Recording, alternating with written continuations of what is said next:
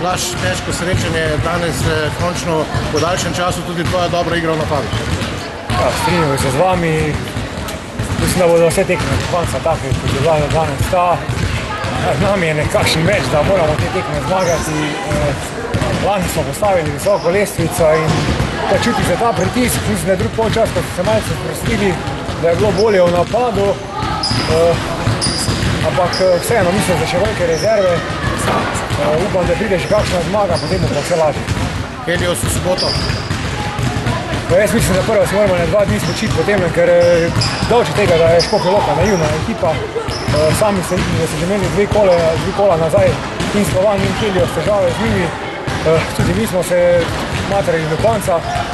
Mislim, da Helios v gosteh ni tako močan, kot je na domačem igrišču. Zato puščam vse karte odprte in seveda bomo šli z belo zastavo na tekmo. Kajti za to zmago mislim, da smo dosti naredili, ker koliko se čuje tudi Maribor izgubil. Tako da mislim, da moramo biti skoncentrirani, predvsem na to tekmo doma z Mariborom, ker mislim, da ta zmaga zapre vsa vrata v roku vprašanja za Ligo prvaka. Psihološko posrečanje proti Heliosu nekoliko laže, zmaga ni tisti pogoj oziroma pričakovana, kakor je bila nocoj proti Mercaturu.